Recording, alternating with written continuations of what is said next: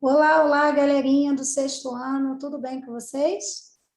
Bom, estamos aqui novamente para tratarmos de assuntos ligados à língua portuguesa. Hoje falaremos sobre dois aspectos importantes da língua, a ortografia e o texto narrativo. Tenham em mãos caderno, uma caneta e anotem as informações que julgarem importantes.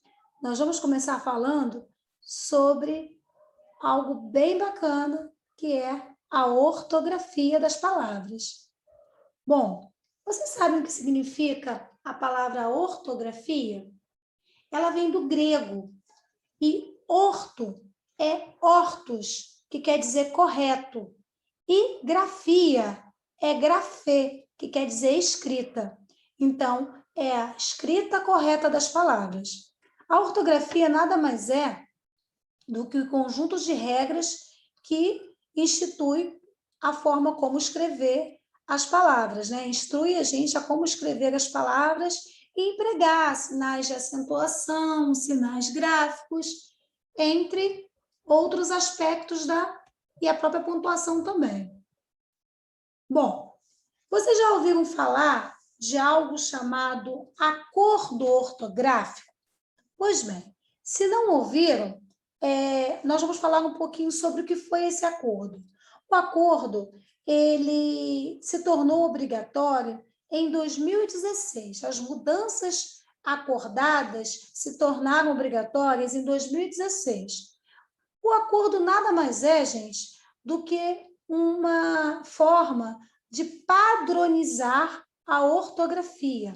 É uma unificação da escrita, da grafia.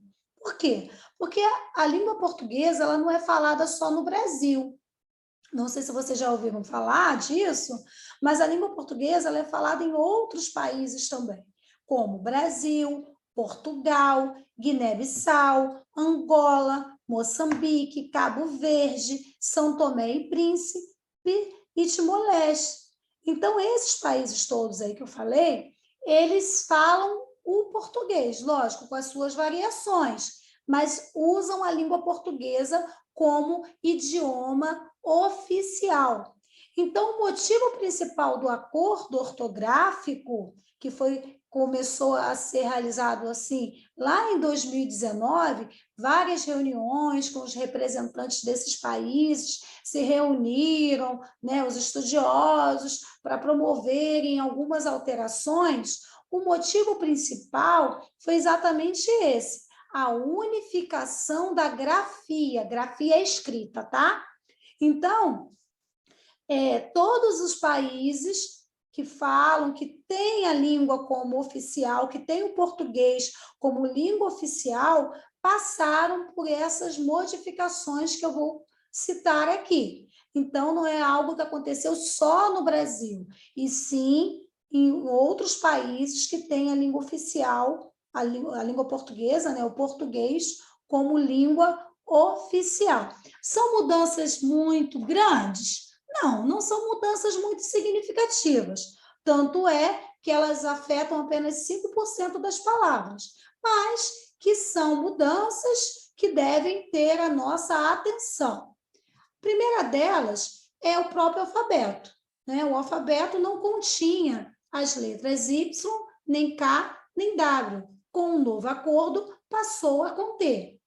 As regras de acentuação, que nós veremos mais adiante, algumas mudanças, principalmente em acento diferencial, uso do ditongo, nas paroxítonas, etc. Regras do hífen e do trema são algumas das mudanças também. São poucas mudanças, como eu disse, apenas 5% das palavras, mas que requerem a nossa atenção. E como eu sempre falo, gente, quando a gente vai estudar ortografia, para aprender a escrever corretamente as palavras, não basta termos conhecimento das mudanças ortográficas, do novo acordo, não basta eu dar uma lista de palavras aqui escritas com Z, com Y, com S, como separa isso, como acentua aquilo. Lógico, é bacana, pode nos orientar, as regras elas estão aqui para nos orientar? Sim, mas o mais importante é que vocês leiam. As dicas, elas ajudam, sim, na conscientização da escrita correta de determinada palavra, mas não dá nem para a gente mostrar tudo sobre a ortografia, né? Porque a ortografia, ela abrange muitos aspectos. Hoje, na aula de hoje, nós vamos ver alguns aspectos, mas muitos outros nós veremos nas próximas aulas. Mas hoje nós veremos alguns aspectos. Então, é importante termos sempre em mente que a leitura não substitui nenhuma regra que a gente possa mostrar aqui. Bom, acento agudo. Nós, com o novo acordo, passamos agora a não acentuar as paroxítonas terminadas em ditongo. Então, quando nós tivermos uma paroxítona terminada em ditongo, ela não vai ser mais acentuada. Olha o exemplo aqui, ó. Jiboia, heróico, paranoia, geleia, ideia, assembleia e apoio. Aí vocês podem se perguntar assim, ou me perguntar, Jussara, então essas palavras aqui, elas perderam aquele acento agudo que tinha aqui no E de assembleia, no O de jiboia, no O de heróico? Sim, perderam. Deixaram de existir quando foi realizado o novo acordo, tá bom? Então, essa é uma mudança significativa. Mas muita atenção, essa regra é válida somente para palavras paroxítonas. Sendo assim, se vocês lerem uma palavra com um acento agudo aqui, ó, ué, Jussara, aqui tem um ditongo. Tem um ditongo. Papéis, herói, heróis, troféu, né? Tem duas vogais juntas que não se separam, por isso é um ditongo. Mas esse ditongo aqui não está numa paroxítona. Chapéu, se você separar, é uma oxítona, a última sílaba tônica, tá? Paroxítona é a penúltima, oxítona é a última. Lembra-se disso? Pois então. Então, a gente tem que estar atento a isso. Não basta ser um ditongo. Tem que ser um ditongo dentro das paroxítonas. E tem que ser aquele ditongo que eu falei lá atrás. Tudo bem? Então, mesmo com a perda do acento gráfico de algumas palavras, elas continuarão a ser pronunciadas como antes. Isso é uma dica legal, porque algumas pessoas pensam assim, deixou de acentuar, eu vou mudar a pronúncia. Não, não é mudança, não é fonética. A mudança é ortográfica. Isso é muito importante. Acento diferencial. Acento diferencial, algumas pessoas nem conhecem, nem sabem o que é. O acento diferencial ele é utilizado para auxiliar na identificação de palavras homófonas. Homófonas são palavras com a mesma pronúncia. Se você quiser saber o que é homo, homo é igual, fono é som, né? Fono. Então, mesmo som. Então, palavras que possuem sons iguais, elas recebiam, antes do novo acordo, um acento agudo para diferenciá-las. Com as mudanças, né, feitas pelo novo acordo ortográfico, esse acento diferencial deixou de aparecer. Exemplo aqui do para. Vejam que são palavras iguais, mas diferentes ao mesmo tempo. Iguais na pronúncia, mas diferentes no que elas significam, no que elas querem dizer. Esse para com acento, sabe por que era usado o acento? Para dizer que era o para do verbo parar. E esse outro para era o para preposição. Só que quando você deixa de escrever, como que você faz para identificar? Vocês podem me perguntar, Jussara, como que a gente vai fazer agora, então, para identificar o para do verbo parar e o para a preposição? Simples, pelo contexto da frase, onde a frase estiver sendo escrita, como ela vai ser escrita. Querem ver? Se eu disser para vocês assim, o aluno não para quieto. Esse para é para do verbo parar ou é para a preposição? É para do verbo parar. Então, aqui, você não precisou do acento para identificar. Você precisou do quê? Da situação comunicativa, do contexto em que aquela palavra está sendo apresentada. Então, é isso que a gente tem que levar em conta. Mas muita atenção, como toda regra, temos a exceção. E onde está a exceção no acento diferencial? A exceção está em dois verbos, né? O verbo por e o verbo poder.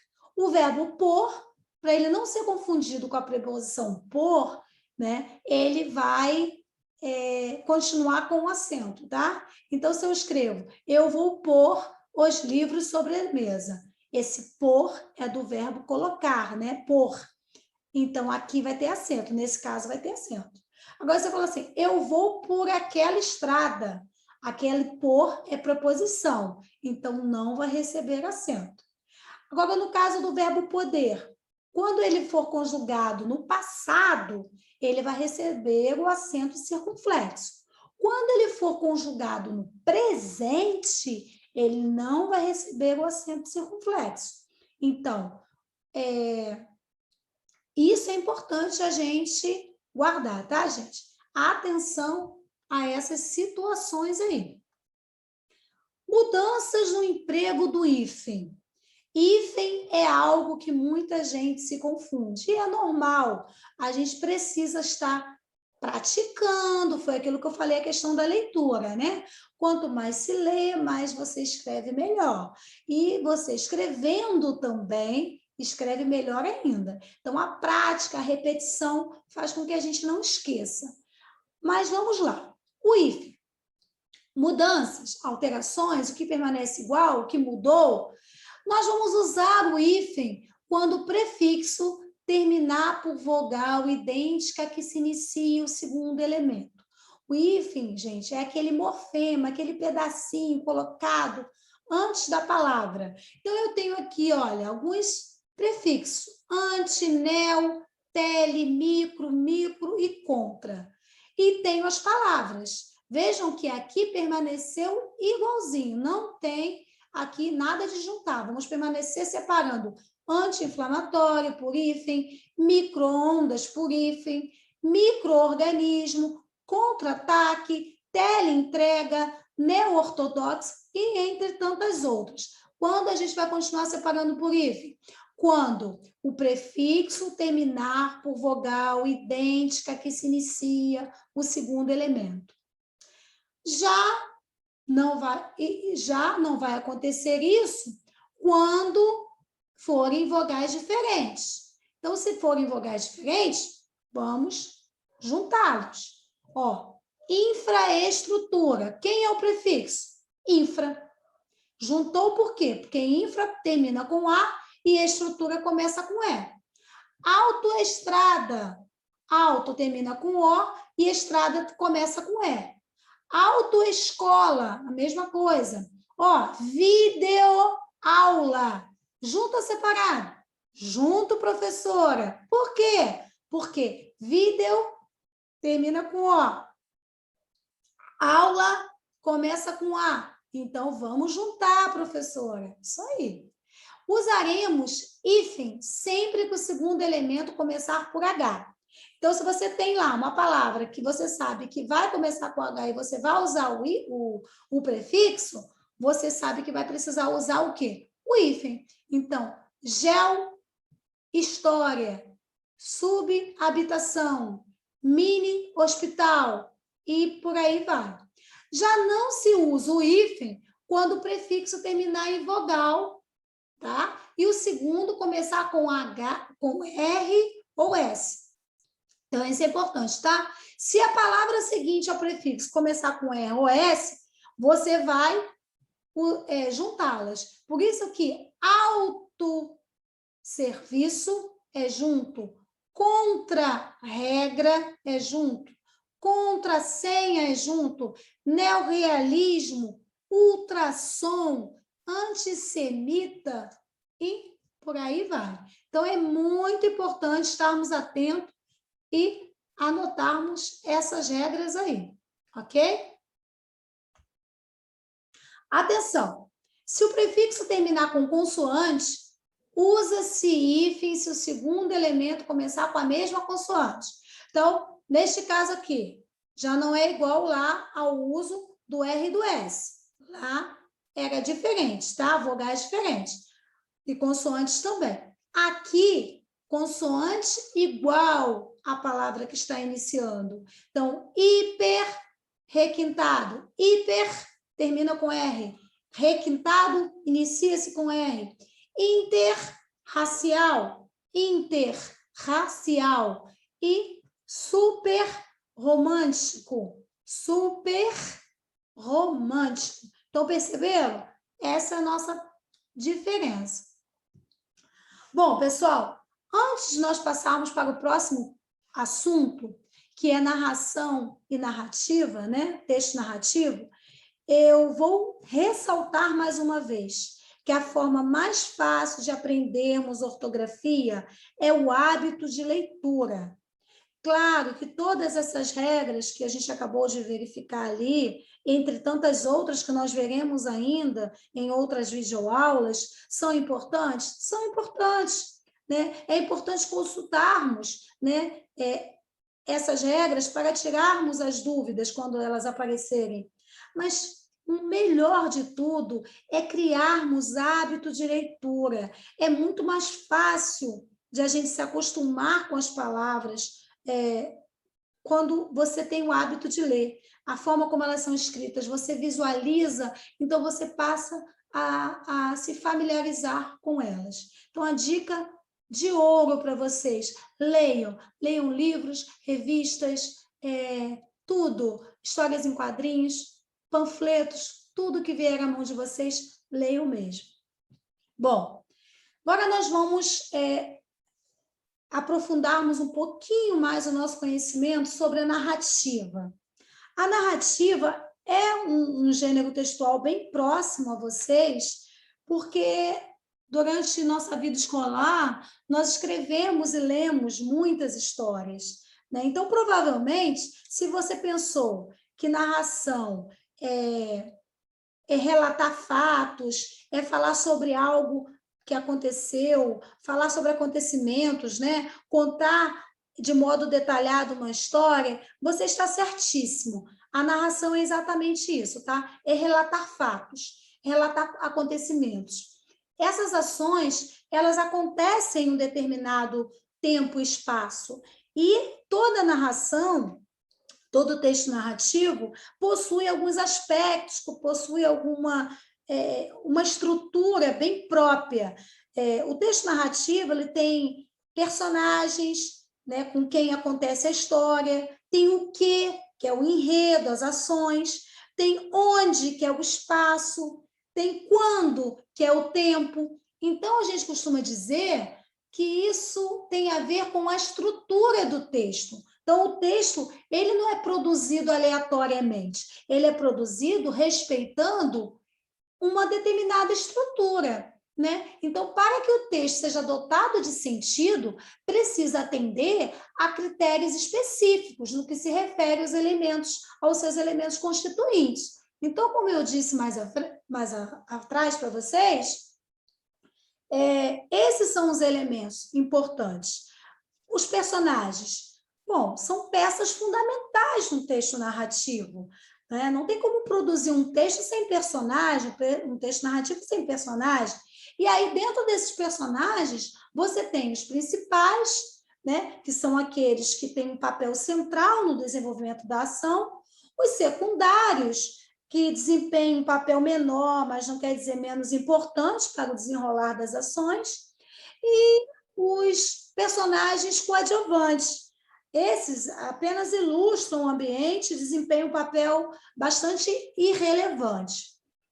Além dos personagens, nós vamos ter o tempo, né, gente? Não tem como você contar uma história sem retratar a duração em que se dá a ação. Então, você vai ter aí, vai ser um tempo psicológico, vai ser um tempo cronológico. Se o tempo for cronológico, ele vai indicar quando tudo aconteceu. Então, vai mostrar meses, dias, anos, séculos, e por aí vai. Você vai perceber isso na história, você vai perceber isso lendo a marcação do tempo, tá? Agora, se o tempo for psicológico, nós já vamos ver que não vai passar das lembranças. É como se as personagens revivessem um determinado momento de suas vidas. E aí a gente não vai conseguir marcar muito bem, delimitar quando aquilo aconteceu. Então, quando a gente não consegue delimitar, marcar com precisão quando os fatos aconteceram, a gente diz que o tempo é psicológico.